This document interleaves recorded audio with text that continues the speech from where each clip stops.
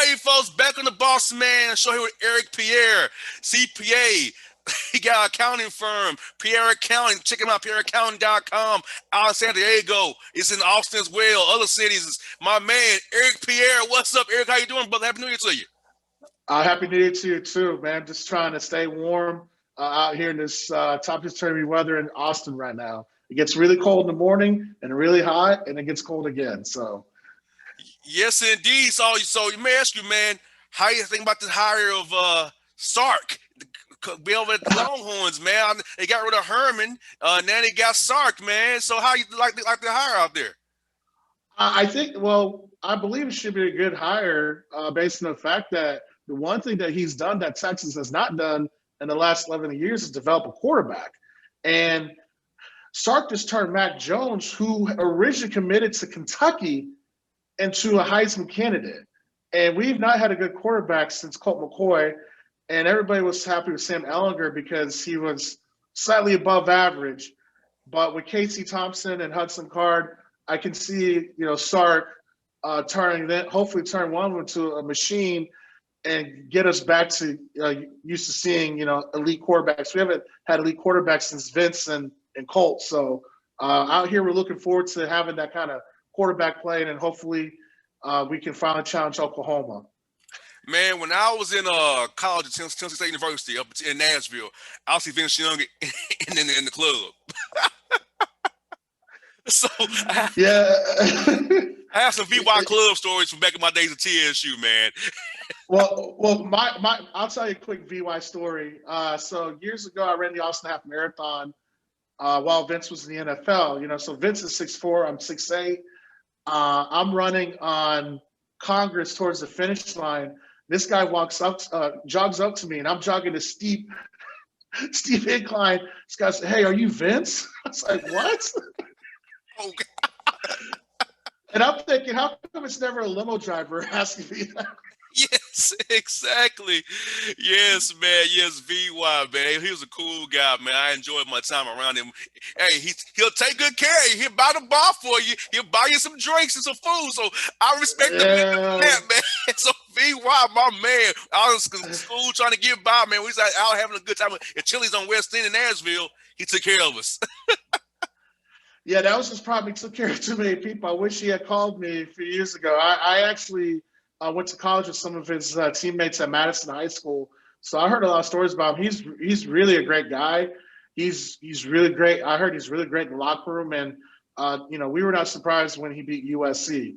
Whatever he puts his mind to, he always seems to accomplish.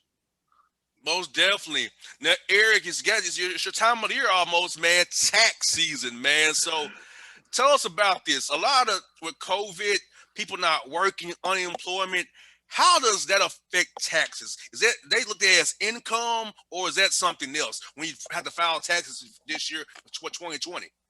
Okay, yeah. So if you received unemployment, that is considered taxable income.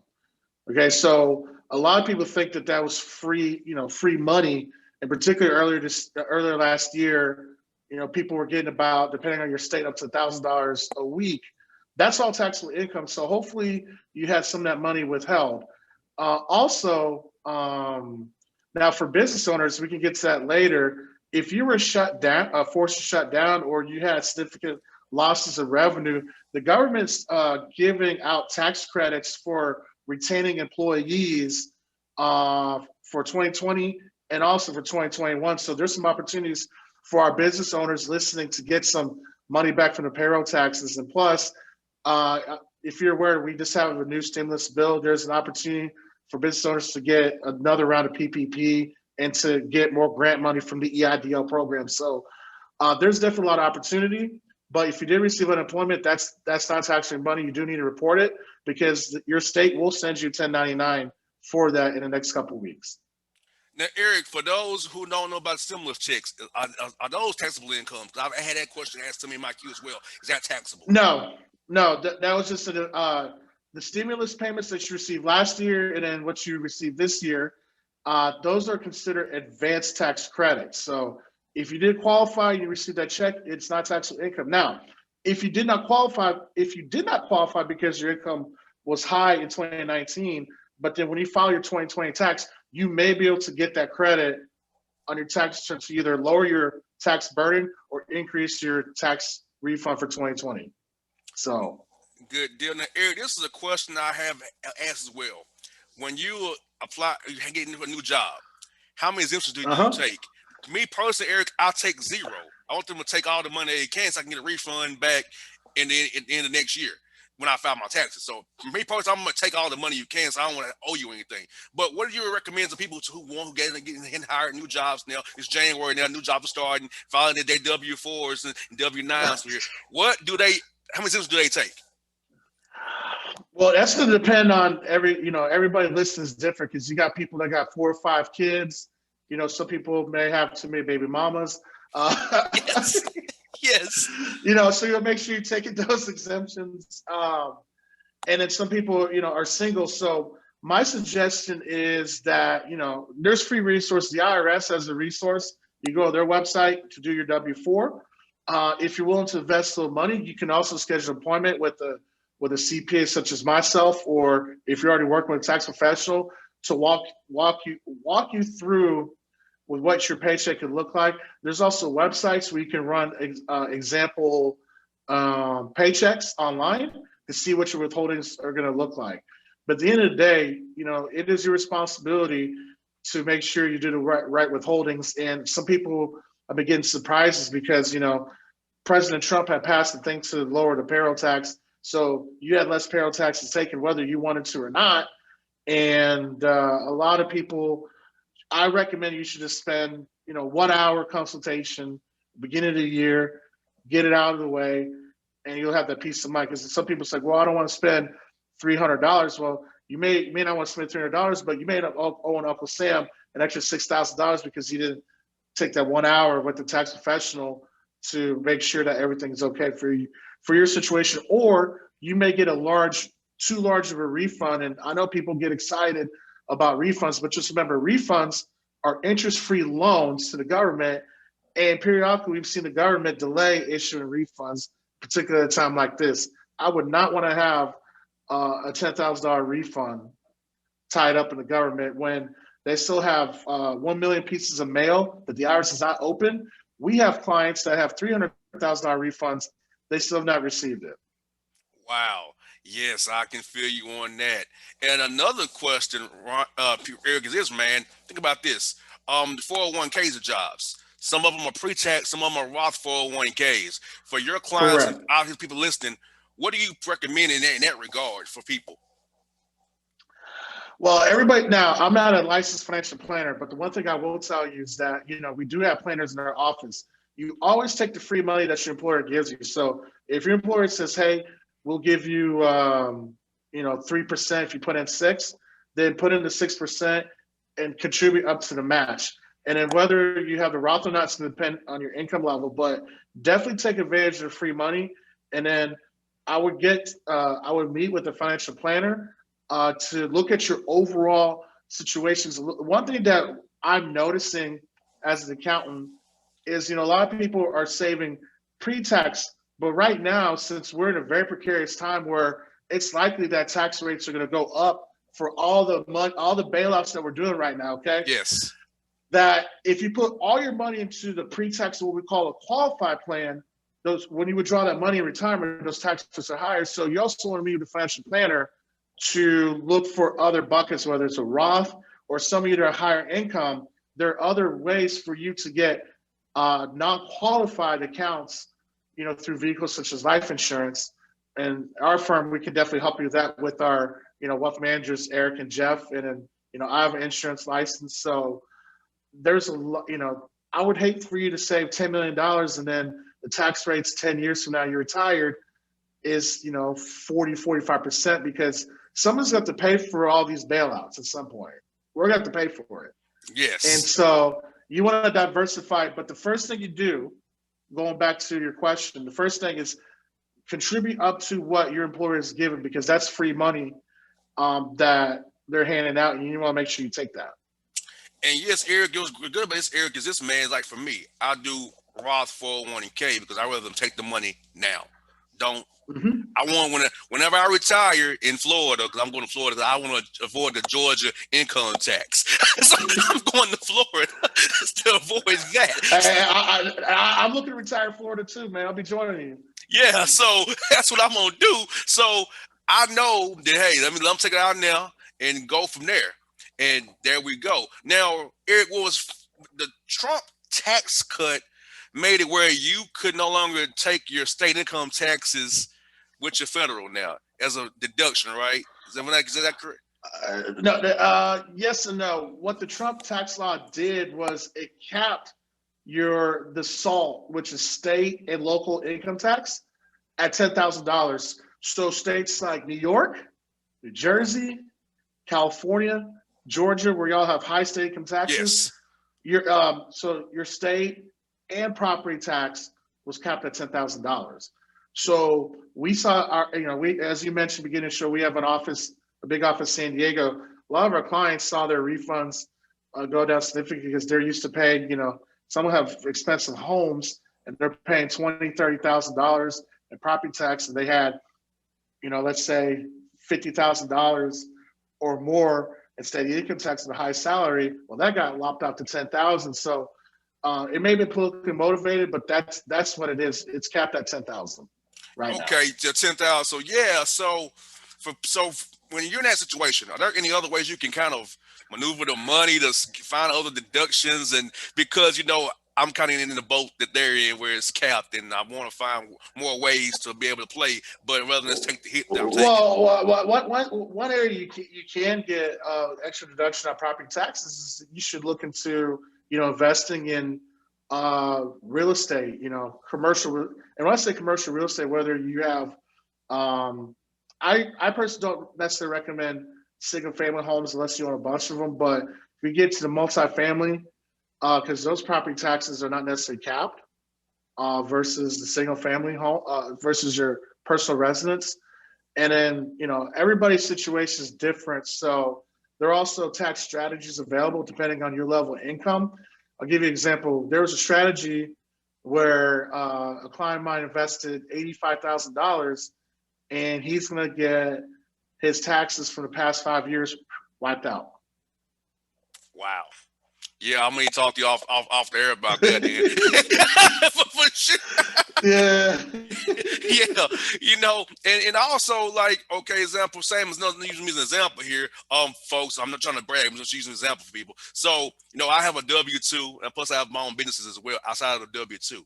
So for people like me who have multiple streams of income, where's the best way in your mind to try to, do your taxes? Do you do Schedule C's and the 99s or the W-2? Well, you need to hire me first because there's no one size fit all. Just like I wear a size 14 when I go buy my Nikes, and Same I buy here. my, Same here, bro. Okay. Oh, okay. Well, that's a bad example now. We both got big feet, bro. Yeah. Right, but there's no one size fit all approach Yes. because it's going to depend on, your business. Your business may be Schedule C, but we have clients that are Schedule C's that have large profits, and then unfortunately, what happens is that you're paying a lot in self-employment tax, and so we have to adjust your filing so that you're not paying self-employment tax. So I would definitely say take a look at work with a CPA or a tax professional. If you don't trust one, you guys can contact us. We're more happy. We do this for a lot of clients. We've saved. I'm going to save a client probably $30,000 just by changing how they file their return in 2020. And folks, Eric can help you if you're in Atlanta, Orlando, Birmingham, Memphis, our That's affiliates in right. Dallas. This is virtual. It's global. We can get it done. PierreAccounting.com will Absolutely. help you. Trust me on this. Go to his man's website, PierreAccounting.com. See, I'm plugging it for you, brother. See, that's right. Thank you. I appreciate it. And especially a lot of people don't realize, like as a CPA, with the AICPA, the American Institute of Certified Public Accountants, who oversees our license, we have mobility rules that allow us to virtually serve people in other states. So I do have clients in Georgia. I have clients internationally. I have clients in Texas and California, New York State, all over the country. So with virtual, you don't have to be face to face for us to to serve you, in particular since a lot of people, are sensitive with COVID and some people are, maybe at risk. We can definitely take care of you. And it's pretty easy. If you go to our website, there's a button that says contact us. You fill it out and somebody will contact you to schedule a virtual appointment with me right away. So it's not that difficult. Now, Eric, in our community, black community, like you and I, we kind of get the money and taxes aspect of it, but a lot of our families don't understand tax. It's the boogeyman, taxes and money. So, how you go about helping us as black people become more financially literate, understand more about accounting, taxes, so we'll make our money grow, and let's work a W-2 forever and just get dead in that way. We can kind of expand, make our money work for us, rather than just saving it underneath the mattress or putting it in a lockbox, like a grandmama, great. My great grandma, she had money underneath her mattress too. Yeah, that's funny. So how we go about getting us, our people, more open to learning about money and more financially literate about it, and wanting to make our money work for us? Well, that's a loaded question. What we do is, periodically, I do speaking engagements, and we have a YouTube channel. If you type Pierre Accounting on YouTube, you'll see we have about 40 or 50 videos where we talk about multiple things. And so I would suggest, first of all, so I would, look up our YouTube channel. You'll find some great nuggets there. I would also follow some intelligent people that talk money. Dave Ramsey, he's got a podcast. He's probably the best person. I may not necessarily agree with 100%, but he's got a lot of good principles. And I would follow people like that talk money. And, and I'm trying to think, because, in our community, we don't have a lot of high profile financial professionals. There's a couple I could think of. I just can't think of names. Like that one guy on Fox Business, I think his last name is Payne. He has a show every day. And so I would, with Google, there's so many things out there, but I would definitely start out by finding a good CPA. And then I would try to find a good financial advisor that's got a good track record, because, the downside of financial advisors, now the ones we have in our practice, they're really good and we've vetted them out, but there are a lot of people that are out there, pushing stuff. And I don't want to name some of them are with multi-level marketing outfits, so I don't want to name drop because I don't want the lawyers calling me. Most definitely, same here. We don't need no problems. So I was dropped the name, and I was like, I better not do that. Yeah, don't do it. Yeah, we don't need that. And listen, if you're not sure who to work with, you guys, your audience can contact us, and we can put you in touch with the right financial advisor. Because I know some people, when it comes to money, they really want somebody locally. We can help you find somebody locally. There are enough Black professionals that we can pair you with somebody. But yeah, it's funny. I'm a Christian, and the one thing that the Bible talks about more than anything else that people don't mention is money. And most people miss that. Yes, it's money. It's not sin. It's not salvation. It's money. Money is written in the Bible more than anything else. Most of the parables in the Bible have to do with money. Yes, I definitely agree about that, brother. It is, you got that right. People don't realize it too. And you know what, Eric, it's so glad you said it, because we need more resources like yourself, because a lot of times, same with doctors. And I had a doctor on the show here a few weeks ago. And it's like black people want us to get worked on by another Black person, because it's like, it makes us feel more comfortable almost, because you can relate to our struggle, right, our background. So a lot of my audience loves to work with Black businesses and Black people. So I'll do that here on the show. I want to promote Black business. So I'm sure that my guys here on the show, my listeners here, will contact you and help you find them somebody, if it's not you, somebody in the area, because I know my listeners love to support Black business on my listeners. They love that. Yeah, and I don't think there's anything wrong with Black people, African Americans, excuse me, doing business with one another, because every other culture does it. And so, now it's when it comes to CPA, that particular, because you don't have to have a CPA license to do taxes, but when it comes to the CPA world, less than 1% of us are Black or African American right now. So according to statistics gathered by the National Society of Black CPAs, we have currently less than 5,000 licensed CPAs that are Black or African American in this country. Wow. And most of them are not practitioners. And I'm a second generation CPA. My father was a CPA. He was not a practitioner. But it's funny, in our household, we have two black CPAs. You can go to major cities and not even find two black CPA firms in major cities right now. You cannot. There's some Wow. now. You're seeing Atlanta. You guys are quite a few because you guys are basically Chocolate City South. But there's some major cities. It's really hard to find an African American CPA. And and I'm honest with you, Eric. I majored in business administration, and the classes I had at worst kind of struggle was business finance and accounting. Those are the classes that kind of I was like, oh man, I wish I had focused more on those classes now that I'm in business myself and on my own. Now I wish I had locked in more back in the day at TSU rather than looking at the girls looking good in class with me.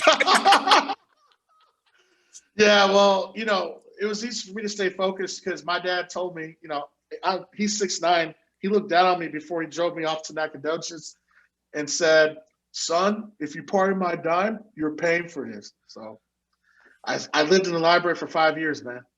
Stephen F. Austin, that's where you went. Stephen F. Austin. Yes, sir. Yes, sir. Yeah, the coach there, and me and him are real cool. Kyle Keller, me and him are real cool. The coach out there, the basketball coach, we're real cool. Oh, the current basketball coach. Yep. Okay, I don't know Kyle, but I remember he was an assistant at Texas A&M before he took that job. My man Amir was there too. Abdul Rahim at Kennesaw State now. My man Amir.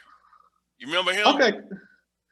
I was there from 1998 to 03. I don't remember Amir because I actually was an athletic tutor as well. So I don't remember a guy by that name. Gotcha. College Station. I mean, it's definitely a college town for real, man. It's popping on the weekends for sure. Yeah, absolutely. I enjoyed my time in Nacogdoches. I was fortunate to, I made homecoming court, and while I was there, and also had a chance to, change the compensation for resident assistants. They get a free room and a stipend today. It was from a bill I wrote back in 2000. Nice, man. You know what's cool about Texas, Eric, is this. There's so many nice D1 schools in Texas to go to. They want to play football or basketball, so many of them there. So how was it knowing when you was playing ball, when you was growing up, man, all the competition to play, cause all this talent down there in Texas. So how was it competition-wise kind of competing against all those dudes in your era there? Well, I'm kind of old now. I'm 40, even though people say I'm young. It was just a different time. People really like competing against one another. We didn't have that many people teaming up like they do today. I didn't play AAU, but AAU was really hard to get into. Versus today, everybody and their mom and dad can play an AAU squad. And we didn't have also growing up, we didn't have as many distractions. We didn't have these smartphones, tablets. The video games weren't as nice. So, we would go outside and play. I used to play against bigger kids. In junior high, I used to play against guys like, Edwin, a guy named Edwin Tanksley. He was 6'4", and his homeboy was 6'5". I remember I shot a jump shot, and the guy picked me up in the air and slammed me to the ground. I still made the shot. And it was just a different time. And you just had to, if you wanted to play, you had to be willing to take, because, we're rough riders out in the South. We're not quite the pretty boys like in out West. And you just had to take a hit because most guys play football. So we tend to be a little bigger on the basketball court, more physical from a lot of those guys, grew up playing football and then focused on basketball when they get to high school. And you're right, because I'm in my early 30s. I'm 33 years old. You're 40. So I think the generation after me is now it's more so you play one sport. I played baseball, basketball, football, and tennis. Right. So I played all year round different sports, right? So, and I'm like, nowadays if you pick your sport, that's what you do.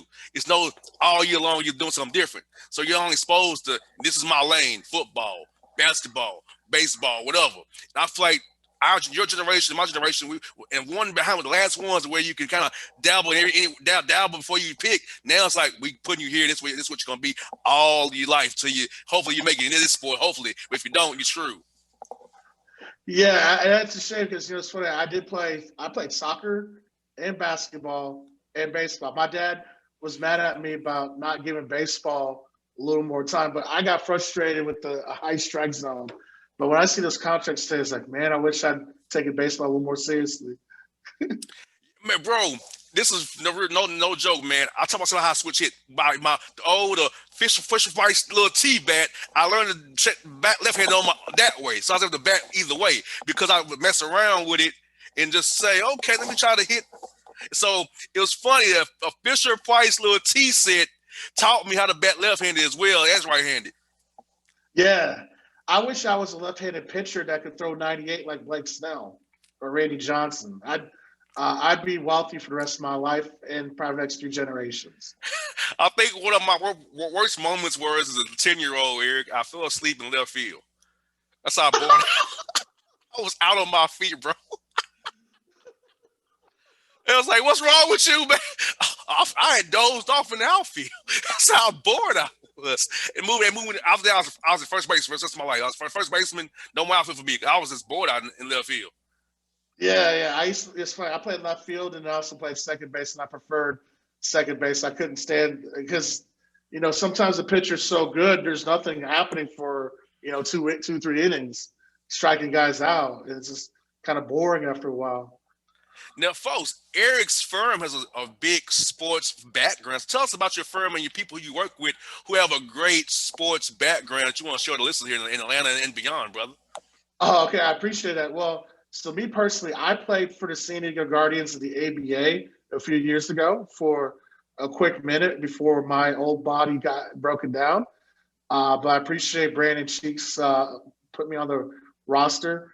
And then let's see, our chief compliance and analytic officer Trevor Harris was a college tennis player at Millsaps College in nearby Mississippi, close to where you're at. Let's see, Melvin Fairby, our general counsel, he was a 4-year letterman at William and Mary. Skylar Hoffman, our California counsel, was a 3-year letterman in football at Davidson College, where Steph Curry played basketball. Our chief operating officer, Kirsty Conway, she's competed in a few NPC shows. And then Ben, I know Montgomery, our chief financial officer, played some sports, but he also served in the United States Navy. So, and one more, our new hire, Carrington Bindum, who he was all Big 12 corner at the University of Texas, and he played in the NFL for Baltimore, Carolina, Arizona. So I always tell people that if we were to go against the small firms and flag football, we would probably spoke them. Now, if we're gonna start going against Deloitte, where they're hiring guys that played at Syracuse and stuff, we might have trouble. But against the mid-sized firms and down, we can put Trevor quarterback, we can put Carrington wide receiver, give our quarterback time to throw, and we're gonna smoke you. Yeah, no doubt, man. Hey, I can still go out there catch balls too, brother. I still got some speed left. I got some speedy size 14s left, man. I still got a little something. Well, Carrington ran a 4.3 on his pro day at Texas. Wow, man, he was moving, boy. He was moving. Yes. Now, so are you guys are you a Rockets fan or Mavericks, or are you a Spurs? Which one are you, man? Man, I grew up in Houston, man. It's got to be Rockets. And no way I could never, as a Houstonian, a true Houstonian like me, could never root for any Dallas team. That means no Cowboys, no Mavericks, no Stars. Their MLS team, their WNBA. I don't root for none of their college teams. Nothing. No Dallas. I feel you on there. So let me ask you this now. Now, my man Robert Covington was there from TSU. He got traded to Portland, unfortunately, but that was my guy. So what are your thoughts on your boy James Harden? Is it time to trade him away and move him on? Or give me your thoughts, brother.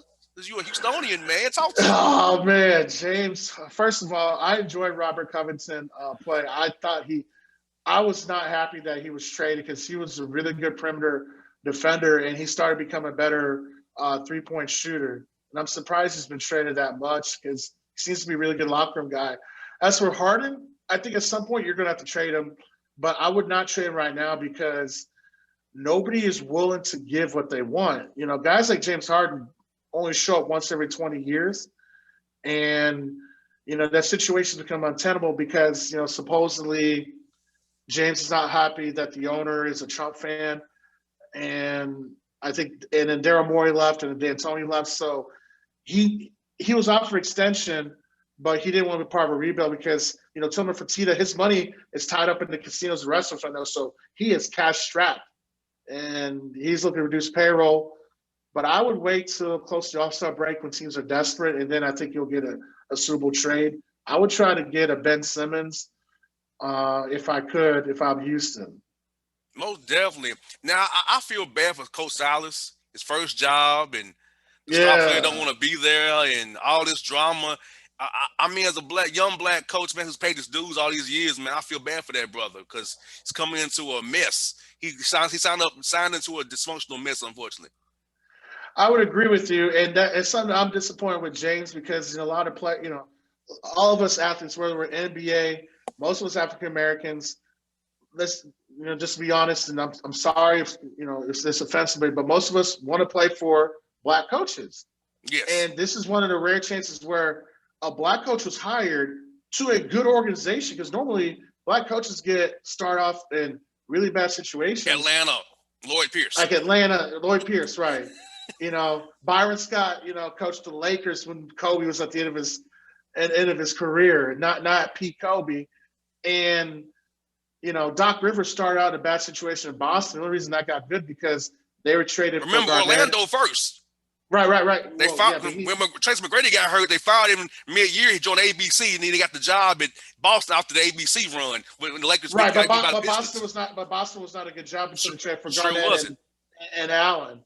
And I was disappointed in James not wanting to help a black coach look good. I understand. Look, if he doesn't want to be there, I get it, but he should at least come to camp on time, be in shape. Stop the partying, make Silas look good, and it actually would increase his value and help him get traded. Because right now, James is what we would call a distressed asset, and I have wealthy clients that go get distressed assets that never pay top value for it. Most definitely. And look here in Atlanta. Now, we've blown leads last 2 nights against the Knicks and the Cavaliers in the fourth quarter. Up by 15, up by 13. And we're 4-3. And it hurts me because I like Lloyd Pierce. And you know who we hired as his defensive coordinator, don't you? Nate McMillan, a former head coach, right? So guess what? If the Hawks aren't playing too well and we're not going to make the playoffs, and guess who's the coach and waiting already on the bench?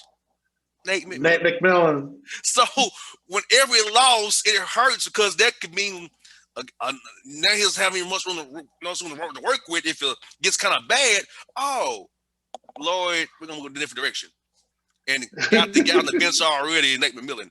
If I was Lloyd Pierce, I wouldn't. I know he probably forced it on him. Probably, I would not have wanted him on my bench because his best friend Right. Greg Foster went to the Pacers with the coach Bjork in Indiana. So he got a promotion, right? It's assistant up in Indiana. So it opened up the spot on the bench and hired McMillan. And if all Lloyd Pierce, I'm like, yeah. That ain't.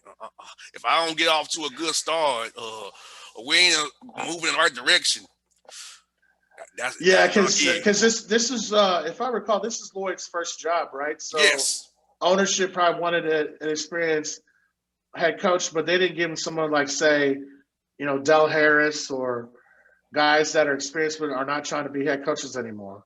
Yeah, and so he had Chris Gent at Ohio State, Melvin Money Hunt, Greg Foster, and that was his first staff. He had 2 years developing all those guys, all those young guys, getting all those L's. Now, our GM spent all this money because Bogdanovich was off the bench, 4 years, $72 million, $18 million a year. Danilo Gallinari, 3 years and $61.5 million off the bench. Rondo, 2 years, $50 million off the bench. Chris Dunn, 2 years, $10 million off the bench. So all this money is in our bench. I'm like, I know you want to spend the cap space, but these, I don't know, man. Now you have to start some of those guys. Now I wouldn't start Rondo because that's Trae Young, but yeah, Bogdanovich should be starting. He come off the bench every night. Well, we're starting Trae Young, Cam Reddish, DeAndre Hunter, John Collins, and Clint Capella. That's who we're starting. Man, I miss Clint in Houston, man. He was a really good rim protector. And he's really good. And Clint's also really good at the pick and roll, Yes. rim run off the pick and roll. Oh yes, Trey Young loves that, man. Throws them lobs, man. So off the bench we got Solomon Hill, Hmm. Bogdanovich, Rondo, Kevin Herter, or Bruno Fernando, or Gallinari when he's healthy. So we have 11 men that we can play on a given night, right? If and I'm like we all I think we have too many guys who we can play too. And then Chris Dunn's hurt. So that's I mean 12 guys we can actually play. I think we have too much we can play. And you got remember we got these young draft picks in Hunter, Collins, Herter, Reddish with Trey Young. And so I feel like Mm. you're trying to what are we trying to win now or develop our talent and figure out who we're gonna be here later down the road. So man, I feel like the ownership's ants to win is kind of mucking up for Lloyd, and it's like we're kind of in that middle path right now of win now or develop our talent. We're kind of Yeah. purgatory almost. Yeah, I'm curious to see how Kim Reddish is going to continue to develop because I thought that he'd be a little better by now because I like his length and his outside shot.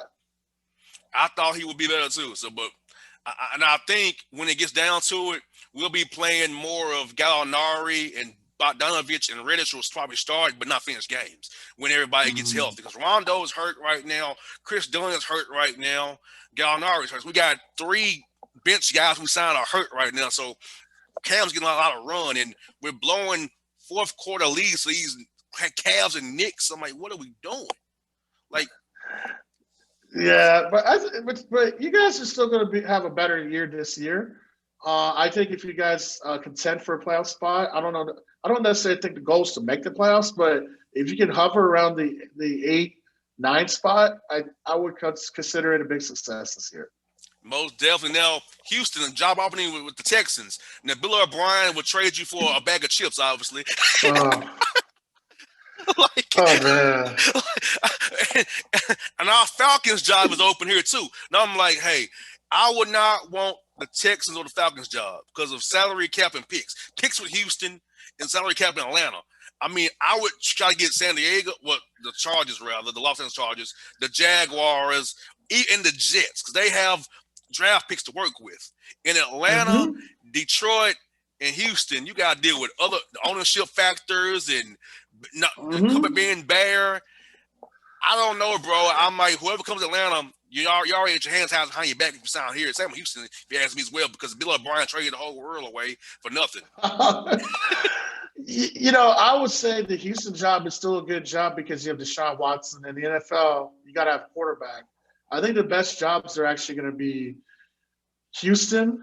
I'm not ranking them. Houston, the Chargers, and then Jacksonville, since it's presumed to take they're going to take Trevor Lawrence, and then maybe the Jets.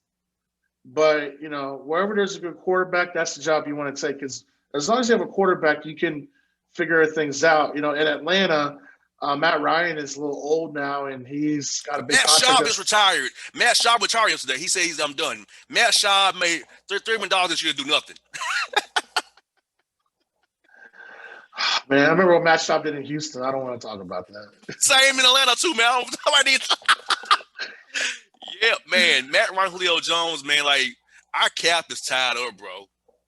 Like Yeah. I have no idea what to do, man. I think we came to Houston, was up 28-3, and blew that lead, and never been the same ever since. Yeah, yeah. And then Kyle Shanahan left, and Matt Ryan also looked like a B quarterback, 7A plus, huh? Yeah, so yeah, man. So man, I love Houston though. One of my good friends, two of my good friends actually, Scott Pierre coaches at Rice, and we got my man Johnny Jones and Randy Peel over at Texas Southern. Those are my guys, man. So when the Hawks come to Houston all the time, I go over and see those guys. And I'm like, oh hey man, how y'all doing, man? And in practice, the Hawks always do a shoot around at Rice. Because the Mm, Rockets are at Toyota Center on the floor. Because the Rockets facility, the Toyota Center, the Hawks don't do shit around there. right. And they do shit around at Rice rather than Okay. Toyota Center. Yeah, I don't live in Houston anymore, but yeah, I do remember that the Rockets practice court is in the Toyota Center building where they do their shoot around. Man, I've been to Rice now. I know they have a beautiful new arena. I went to a game when Ben Gordon and Emeka Okafor played for UConn at the old Autry Court that made high school gyms look good. Wow. Wow. Ben Gordon and Emeka Okafor. I remember when who drafted the Bobcats drafted Emeka Okafor over Dwight Howard, right?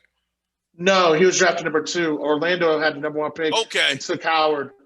So there was a debate about Okafor, Howard, and Orlando picked correctly. Okafor wound up having a back issue.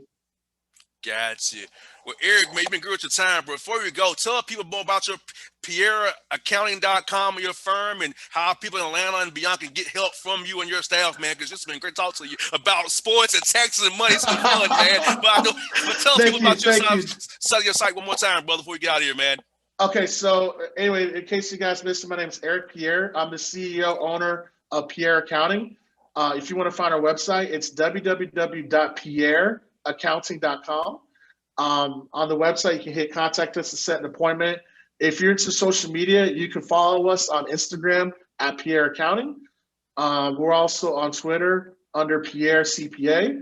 And one thing I didn't get a chance to share with you, I have a private Twitter account that's public, and those views don't necessarily reflect the views of the firm, but that account was named top 100 must follow tax Twitter account by Forbes magazine on New Year's Eve. So we're growing, and we're able to help you not only maintain your wealth, but help you grow and build a legacy, because you work so hard to make your money. We want to make sure you help keep it and pass it along to future generations. No doubt, Eric. We'll follow you at Pierre Accounting and Pierre CPA, and send me the private account. Text you off there so you have my number as well. So we'll stay in contact, brother. It's talking this sports game with each other, man. Talk some truck, man. I appreciate that, Bossman. Anytime, folks. It's Eric Pierre. Check him out. PierreAccounting.com is the website, folks. This is Bossman Eric. We out here, people. Check us out.